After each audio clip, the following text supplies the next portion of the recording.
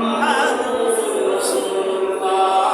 সকলে জোরে জোরে বলি সাল্লাল্লাহু আলাইহি ওয়াসাল্লাম। সম্মানিত উপস্থিতি, সম্মানিত মুসলিম ভাইরা বাবারা, আসসালামু আলাইকুম ওয়া রাহমাতুল্লাহি ওয়া বারাকাতুহু। সালামের জবাব পাই নাই, সালামের জবাব জোরে হয় না আসতে হবে, কথা পাই না।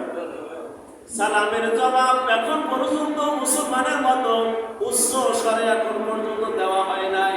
আল্লাহ রাসূল বলেছেন আসসালামু মাবনাল কালাম। একটু জোরে জোরে বলা যাবে কি সুবহানাল্লাহ? আমার আল্লাহ রাসূল, আমার রাসূলুল্লাহ সাল্লাল্লাহু আলাইহি ওয়াসাল্লাম বলেছেন আসসালামু মাবনাল কালাম। ও আমার উম্মতেরা, তোমরা যদি নেকের অধিকারী হতে চাও, তোমরা যদি নেকের প্রতিযোগিতা করতে চাও, তোমরা সালামের প্রতিযোগিতা করা শুরু করে দাও। যেই বান্দা যত মানুষকে সালাম দিবে, আল্লাহ রাসূল বলেছেন ওই বান্দার আমলনামায় তত নেকি আমার আল্লাহ জমা করে দিবে। একটু জোরে জোরে বলা যাবে কি সুবহানাল্লাহ?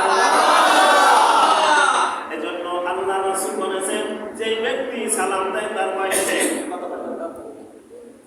অল্প সময় সালাম, অল্প সময় যায় সালাম দিলে কত নাকি, আর যে সালাম লয় তার কত নাকি, তার মাত্র 10 নাকি। তাহলে আমি তো সালাম দিলাম 90 নাকি পাইলাম, আপনারা সালাম লইলেন 10 নাকি পাইলেন। এবার আপনারা সবাই সালাম দেন, আমি সালাম লব, সকল উভয় সমান সমান 50-50 নেকের অধিকারী হয়ে যাব। বলেন ঠিক কিনা? আপনারা সবাই সালাম দেন। ওয়ালাইকুম আসসালাম ওয়া রাহমাতুল্লাহি ওয়া বারাকাতুহু ওয়া মাগফিরাতুহু ওয়া নাজাতুহু। এখন আমরা সমান সমান হইছি নাকি? সমান সমান হয়ে গেছি। এজন্য আজকের এই দিনটা কিসের দিন? কথা বলবেন। মুহররম, 10ই মুহররম আশুরার দিন আজকের এই দিনটা। এই দিনটা অনেক বরকতময় রাত। এই দিনটা, এই রাতটা অনেক অনেক মূল্যবান একটা রাত্র। এই রাত্রে নফল নামাজ আছে 8 রাকাত। কয় রাকাত? কত রাকাত? 8 রাকাত নফল নামাজ আছে। এই 8 রাকাত নামাজ 2 রাকাত নামাজ আদায় করতে হবে সূরা ফাতিহা দিয়া, 10 বার সূরা ইখলাস দিয়া, নয়তো 3 বার সূরা ইখলাস দিয়া 8 রাকাত নামাজ আদায় করতে হবে। বলেন ঠিক কিনা? এই নামাজ জীবনে আমরা হয়তো আর নাও পেতে পারি। এই আশুরার দিন আজকে আমরা সকলে একত্রিত হতে পেরেছি। এজন্য আমরা আল্লাহর কাছে শুকরিয়া আদায় করি। সকলে জোরে জোরে বলি আলহামদুলিল্লাহ। আমাদের আদি পিতার নাম কি? আমাদের আদি পিতার নাম হযরত আদম আলাইহিস সালাতু ওয়াস সালাম। আবুল বাশার তিনি কয়টা ভুল করেছিলেন? কয়টা করতে হবে? একটা ভুল করছে। একটা ভুলের কারণে কয়শো বছর কাঁদছে? 350 বছর কাঁদছে। মাফ হয় না, মাফ হয় না। আমার আল্লাহ ডাকতে বলে আদম, আমি তোমারে কিছু কালেমা শিখাই দিই, এই কালেমা দিয়ে তুমি আমার কাছে মাফ চাও, আমি আল্লাহ তোমার জিন্দেগির গুনাহ আমি আল্লাহ মাফ করে দেব। এই যেদিন আদম আলাইহিস সালাতু ওয়াস সালামকে আল্লাহ যেদিন মাফ করে দিলেন, ওই দিনটাও ছিল এই 10ই মুহররম আশুরার দিন। একটু জোরে জোরে বলা যাবে কি সুবহানাল্লাহ? আদম আলাইহিস সালাম যখন আল্লাহ যখন মাফ করিলেন, যখন আদম আলাইহিস সালাম মাফ চাইলেন, তখন কি দোয়া করলেন? আমরা যে নামাজে নামাজ শেষ করে আল্লাহর দরবারে 2টা হাত তুলে ভিক্ষুকের মতো 2টা হাত তুলে মুনাজাত করি, রব্বানা যালামনা আনফুসানা ওয়া ইল্লাম তাগফির লানা ওয়া তারহামনা লানাকুনান্না মিনাল খাসিরিন। একটু জোরে জোরে বলুন সুবহানাল্লাহ। সম্মানিত উপস্থিতি, সম্মানিত ভাইরা বাবারা, এই দিনটা শুধু আজকের জন্য নয়, যতদিন হায়াতে বাঁচিয়ে রাখবে, বছরের পর বছরের পর এই মহৎ অন্তত 10ই মুহররম আশুরার দিন জীবনে ততবার আসতে থাকবে, বলে ঠিক কিনা? আল্লাহ রাসূল বলে দিয়েছেন, ও আমার উম্মতেরা, তোমরা বেশি বেশি আমল করো, বেশি বেশি আমল। আল্লাহ রাসূল বলেছেন, তোমরা বেশি আমল যদি নাও করতে পারো, তোমরা তোমাদের মৃত্যুর কথাটা সব সময় স্মরণ করো।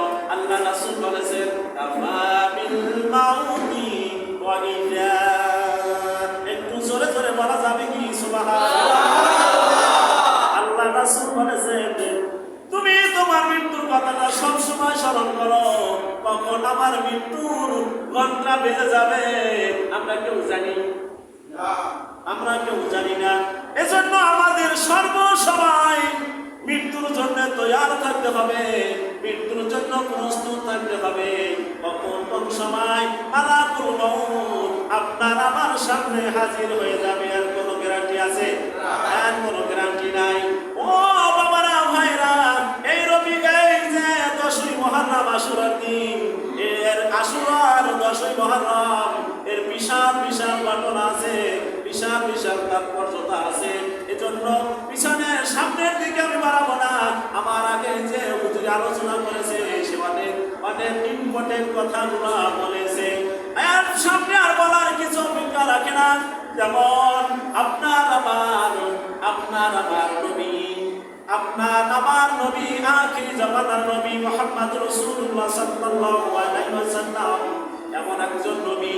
এই নবী যখন কিয়ামতের ময়দানে যখন সামনে একটা কিয়ামতের দিন কায়েম হবে, কি হবে না? হবে। সেই দিনটা কত বছর লম্বা হবে? 50,000 বছর দিনটা লম্বা হবে। ওই কিয়ামতের ময়দানে আপনার আমার দাঁড়িয়ে থাকা লাগবে। কিন্তু ওই কিয়ামতের ময়দানে ঈসা নবী, মুসা নবী, ঈসা নবী ডাক দিবা রব্বুল আলামিন, আপনি আমার হিসাবটা সহজ করে দিন। সেদিন কিয়ামতের ময়দানে ঈসা নবী উম্মতের কথা বলে যাবে, মুসা নবী উম্মতের কথা বলে যাবে, ইব্রাহিম নবী উম্মতের কথা বলে যাবে। হঠাৎ করে একটা আওয়াজ ভেসে আসবে, রব্বি হাবলি উম্মতি,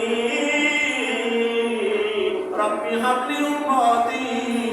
আয় আল্লাহ, আমার উম্মতকে আপনি জাহান্নামের পরে ছেড়ে দেবেন না। ওই দিন সব নবীরা উম্মতের কথা বলে যাবে, কিন্তু আপনার আমার নবী উম্মতের কথা বলবে না। ওই কিয়ামতের ময়দানেও নবী আমাদেরকে স্মরণে রাখবে। একটু জোরে জোরে বলা যাবে কি সুবহানাল্লাহ?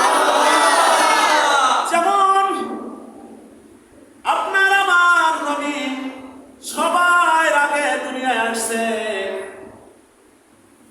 এবং সবার পরে দুনিয়া থেকে বিদায় হয়ে গেছে। এজন্য আল্লাহ বলেছেন, আমার নবী হলো খাতামুন নাবিয়্যিন, আমার নবীর পরে আর কোন নবী এই পৃথিবীর ধরা দামে আসিবে না। একটু জোরে জোরে বলা যাবে কি সুবহানাল্লাহ? বাবারা, ভাইরা, এই দুনিয়াটা যেমন আছে তেমন করে থাকবে, কিন্তু আমরা একদিন থাকবো না। কবরের দিকে যে রওনা করলাম, কি নিয়ে রওনা করলাম, কি কামাই করলাম? কোনো নেক নাই, কোনো আমল নাই। দুনিয়ায় বসে খাইলাম আর করলাম, অবহেলায় জীবনটারে কাটাইয়া দিলাম। আফসোস লাগায় চিন্তা করে দেখেন, চক্ষুটা বন্ধ করে দেখেন, শিশু হইতে পর্যন্ত যত বয়স হয়েছে আমি কি আমল করেছি, কি নেক আমল করতে পেরেছি, আমরা তো নিজে জানি না। আল্লাহ রাব্বুল আলামিন আমাদেরকে যেন কবরের সামানা জোগাড় করার জন্য তৌফিক না করে দেয়। একটু জোরে জোরে বলা যাবে কি সুবহানাল্লাহ? যেমন ইব্রাহিম আলাইহিস সালাতু ওয়াস সালাম আল্লাহর এমন একজন পয়গম্বর, এমন একজন নবী, আল্লাহ তাকে কত বাইরে পরীক্ষা করলেন। সর্ব পরীক্ষায় নবী পাশ করছে কি করে নাই? পাশ করার পরে ওই ইব্রাহিম আলাইহিস সালাতু ওয়াস সালামকে যেমন অগ্নিকুণ্ডে নিক্ষেপ করেছিল, আগুনের ভিতরে ফেলাইল, ওই আগুনের ভিতরে ইব্রাহিম আলাইহিস সালামকে যে রক্ষা করছে তার নাম কি? আল্লাহ। ওই আল্লাহ কি এখনো আছে না নাই? ওই আল্লাহ কি এখনো আছে না নাই? আমাদের কি বিপদ থেকে আল্লাহকে রক্ষা করতে পারবে কি পারবে না? ওই ইব্রাহিম আলাইহিস সালাতু ওয়াস সালামকে যেদিন আগুন থেকে আল্লাহ পাক রক্ষা করলেন, ওই দিনটাও ছিল 10ই মুহররম, আশুরার দিন। সকলে একটু জোরে জোরে বলি সুবহানাল্লাহ। সম্মানিত উপস্থিতি, সম্মানিত মুসলিম ভাইরা বাবারা, একটু খেয়াল করে শুনুন। বেশিক্ষণ সময় নষ্ট করবো না, বেশিক্ষণ কষ্ট দেব না, অল্প সময় মধ্যে আপনাদেরকে বিদায় করে দেব, বলি আমিন। সম্মানিত উপস্থিতি, আপনার আমার নবী, আখিরি জামানার নবী মুহাম্মদ রাসূলুল্লাহ সাল্লাল্লাহু আলাইহি ওয়াসাল্লাম যখন মক্কার জমিনে যখন দাওয়াত দিয়েছেন, যতক্ষণে দাওয়াত দেয় নাই ততক্ষণে নবীগুলো শত্রু ছিল কিনা? আর আমাদের নবী যতক্ষণ পর্যন্ত দাওয়াত কালেমার দাওয়াত যখন ওপেনের দাওয়াত চালু করে দেয় ততক্ষণ পর্যন্ত কিন্তু কি নবীর কোনো শত্রু ছিল? ছিল না। যখন আপনার আমার নবী দাওয়াত দেওয়া শুরু করলো, লা ইলাহা ইল্লাল্লাহ মুহাম্মাদুর রাসূলুল্লাহ সাল্লাল্লাহু আলাইহি ওয়াসাল্লাম, যখন নবী দাওয়াত দেওয়া শুরু করলো, নবীর পিছনে অটোমেটিক শত্রুতা শুরু হয়ে গেল। নবীর দাওয়াত যখন আবু জাহেল, উতবা, সাইবা যখন নবীর কলেমার দাওয়াত বন্ধ করতে পারে না, তখন আবু জাহেল বলে, উতবা, এখন তো এমন একজন নবী বের হয়েছে, নতুন নবী দাবি করতেছে, এমন নবী দাওয়াত দিতেছে, আমাদের লোকেরা তো ওই মুহাম্মাদের আব্দুল্লাহর পোলা মুহাম্মাদের দিকে মানুষগুলো কলেমা করে দিন দিন মুসলমান হইয়া মুসলমানের সংখ্যাটা বেড়ে যাইতেছে।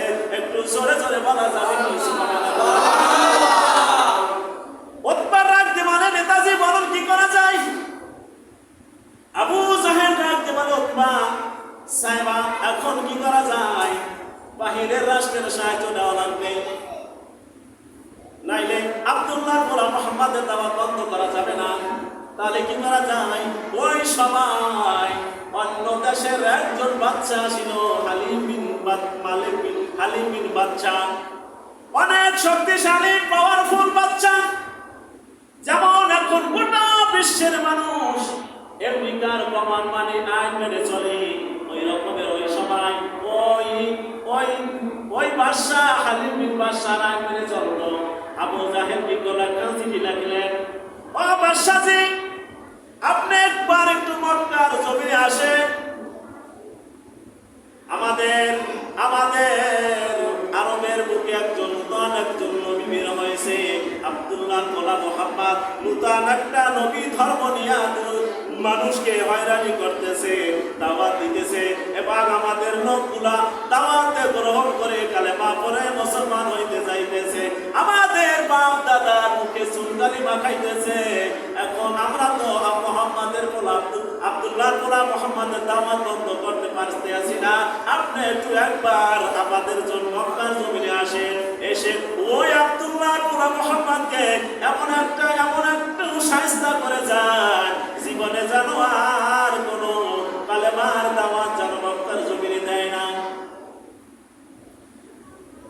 হালিম বিন বাদশা 12,000 সৈন্যকে বললেন, তোমরা শস্য গোছাও।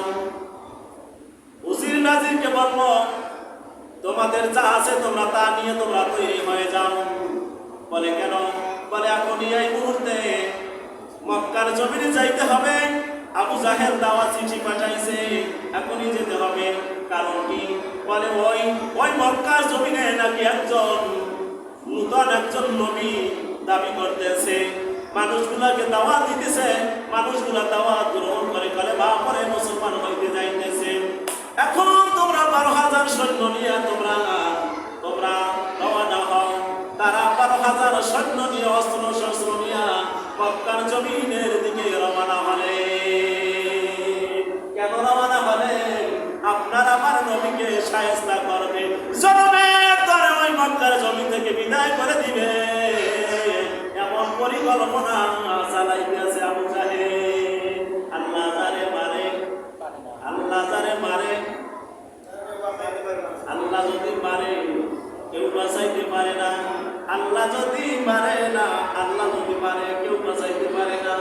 আর আল্লাহ যদি বাঁচায় কেউ মারিতে পারে না।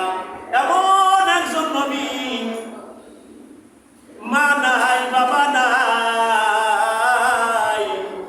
এতিম নবী, আপনার আমার নবী এতিম। যখন ওই সময় ওই হালিম বিন বাদশাহ যখন 12,000 সৈন্য নিয়ে মক্কার জমিনে আসলেন, তার জন্য এমন একটা মঞ্চ সাজালেন, এমন একটা মঞ্চ সাজালেন, এমন একটা সিহার, এমন কয়েকটা সিহার, ওই যেমন সিহার উপবেষ্টন করলেন। ওই জমানায় ওই সুন্দর, কত সুন্দর সিহার কোথাও পাওয়া যায়নি। এখন ওই মঞ্চ সাজানোর পরে আবু জাহেলকে বলে, কই তোমার নূতন নবী, তাকে খবর দাও, তাকে এই মঞ্চের ভিতরে আনা হোক, তাকে জিজ্ঞাসা করবো, তাকে শায়েস্তা করে যাব, সেজন্য আর কোনদিন ইসলামের দাওয়াত দেওয়ার সাহস কিন্তু না পায়। এখন নবীকে খোঁজার জন্য মানুষ লাগাইয়া দিলেন এবং ওই বাদশার লোকজন বের হয়ে গেল, কিন্তু নবীকে কোথায় পাওয়া যায়? আল্লাহ নবী সে তো সবই জানে, জানার কিছুই বাকি রাখে না। তখন নবীকে খোঁজাখুঁজি করতে আছে, কোথায় পাওয়া যায় না। তখন যায়া দেখে, খুঁজতে আপনার আমার নবীকে যায়া দেখে হেরা পর্বতের পাহাড়ের গুহায় বসে আমার নবী দুই চোখের পানি ছেড়ে কাঁদতে আছে। একটু জোরে জোরে বলা যাবে কি সুবহানাল্লাহ?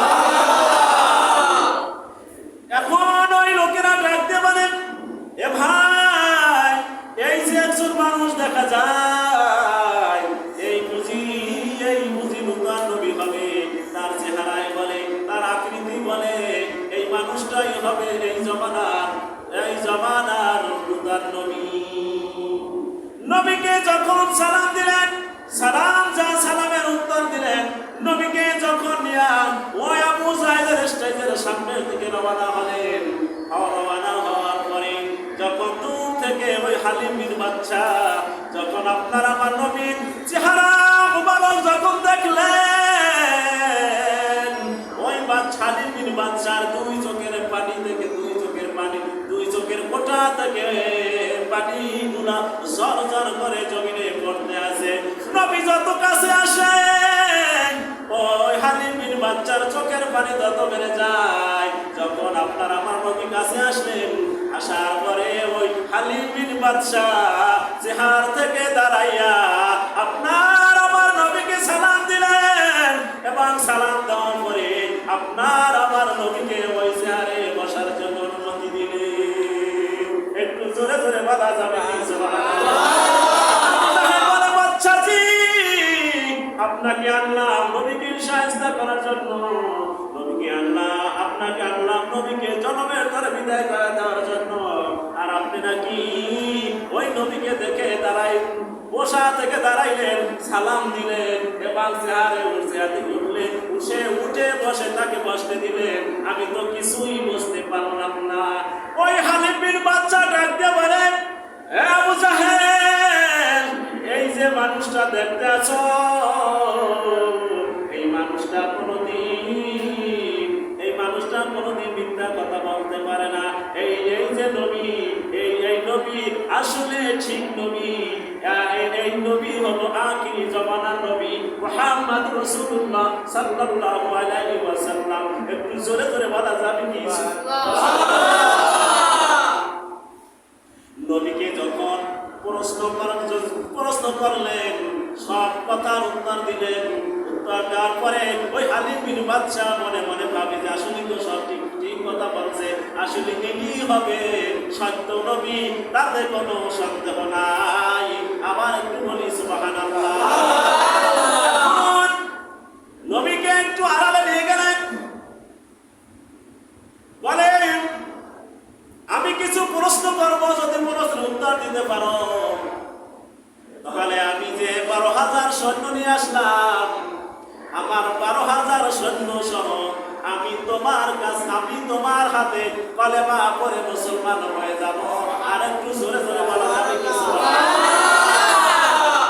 লা ইলাহা ইল্লাল্লাহ, জোরে লা ইলাহা ইল্লাল্লাহ, লা ইলাহা ইল্লাল্লাহ, লা ইলাহা ইল্লাল্লাহ, লা ইলাহা ইল্লাল্লাহ, মুহাম্মাদুর রাসূলুল্লাহ সাল্লাল্লাহু আলাইহি ওয়াসাল্লাম।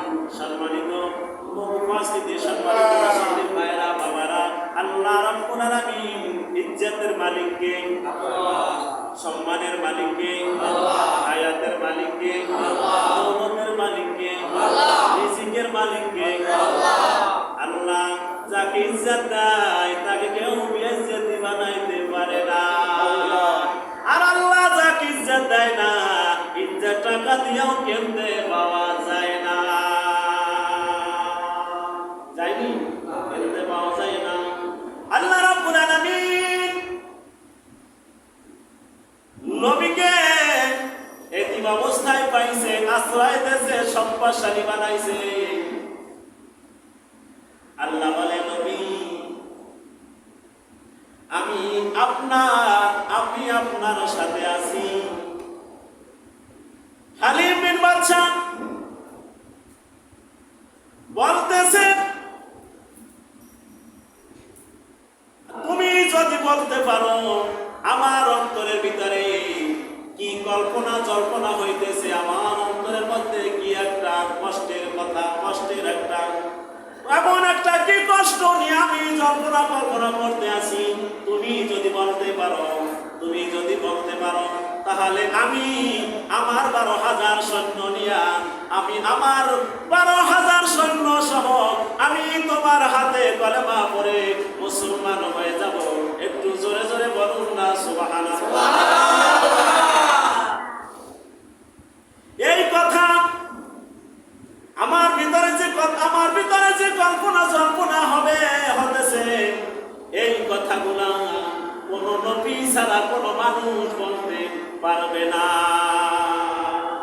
তুমি যদি সত্য নবী হও তাহলে তুমি বলতে পারবা যে আমার অন্তরের ভিতরে কষ্ট কি। আমার নবী, আপনার নবী ডাক দিয়া বলে, বাদশাহী, আপনার একটা সন্তান আছে, বাড়িতে একটা সন্তান আছে, সন্তানটা বোবা, কথা বলতে পারে না, অন্ধ, চোখে দেখে না, লুনো হাঁটতে পারে না। আপনার অনেক দিন যাব আপনার আব্বু ডাক শোনা অনেক ইচ্ছা। একটু জোরে জোরে বলা যাবে কি সুবহানাল্লাহ। এই কথা বলার পরে হালিম বিন বাদশাহ ডাক দিয়ে বলে, হে যুবক, আসলে তুমি সত্য নবী, তাতে কোনো সন্দেহ না।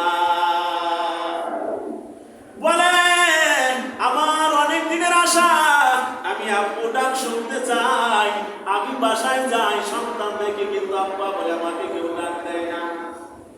আব্বু বলে কেউ ডাকে না, আব্বার ডাক শোনাটা আমার অনেক দিনের ইচ্ছা। হঠাৎ করে ওই অন্ধ বাচ্চাকে একদিন স্বপ্নে দেখায়, ওই আপনার আমার নবী অন্ধ মানুষের সামনে হাজির হয়ে গেলেন। বলেন সুবহানাল্লাহ। এখন ওই সন্তান স্বপ্নে দেখার পরে তার চক্ষু ভালো হয়ে গেল, কথা বলতে পারে, হাঁটতে পারে। হঠাৎ করে একদিন বাদশাহ তার সিংহাসন থেকে বাড়ির ভিতরে যখন রওনা করলেন, রওনা করার সময় ঘরের ঘর এবং দরজার উঠানের মাঝামাঝি যখন আলী বিন বাদশাহ অবস্থান করলেন, হঠাৎ করে কে জানি একটা ডাক দিল, আব্বা বলে ডাক দিয়ে সামনে আসলো। সামনে এসে বাবা বলে জড়াই ধরল। আলী বিন বাদশাহ বলে, কে তুমি? তোমাকে তো চিনলাম না, আমার সন্তান আছে। বলে, আমি আপনার সন্তান। বলে, আপনি কে? আপনি তো আপনাকে চিনতে পারলাম না। বলে, আমি আপনার সেই অন্ধ সন্তান, আমি সেই আপনার লুলা সন্তান, আমি সেই আপনার বোবা সন্তান, যে কথা বলতে পারতাম না। তখন সন্তান নিয়ে যখন ঘরের ভিতরে গেলেন, ঘরের ভিতরে যাইয়া বিবির কাছে জিজ্ঞাসা করলেন যে কি ব্যাপার, কি অবস্থা। তখন ওই সন্তানের কাছে জিজ্ঞাসা করলেন, ও সন্তান, কেমন করে তুমি কথা বললা? কেমন করে তুমি হেঁটে আমার কাছে গেলা? কেমন করে তুমি চক্ষু দিয়ে দেখতে পারলাম? তখন ওই সন্তান বলে, আব্বু, আমি যখন ঘুমের ঘরে ছিলাম, এমন একটা মানুষ আমি জীবনে কোনোদিন দেখি না। বলে, কি একটু বলো তার বর্ণনা কি, তার আকৃতি কি? বলে, আব্বা, ওই রাত্রে আমি যখন ঘুমেছিলাম, এমন একটা সুন্দর মানুষ, এমন একজন মানুষ আমি জীবনে কোনোদিন দেখি নাই। ওই মানুষটা আমার গায়ে হাত বুলানোর সাথে সাথে আব্বা, আমি তখন আমার সব অঙ্গ প্রত্যঙ্গ সব ভালো হয়ে গেল। তখন আব্বা বলে, যখন ডাক দিল, আলী বিন বাদশাহ বলে, ওই দিন যে আমি শান্তি পেয়েছি, আমি জীবনে কোনোদিন ওই রকমের শান্তি আমি পাই নাই। একটু জোরে জোরে বলা যাবে কি সুবহানাল্লাহ? আল্লাহ বলেছেন, ওয়া মা আরসালনাকা ইল্লা রাহমাতান লিল আলামিন। আমার আল্লাহ বলে, ও আমার হাবিব, আমি আপনাকে সমগ্র দুনিয়ার মাঝে আমি আপনাকে রহমত স্বরূপ পাঠিয়ে দিয়েছি। বলি সুবহানাল্লাহ। সম্মানিত উপস্থিতি ভাইরা বাবারা, তখন ওই হালিফ বিন আমর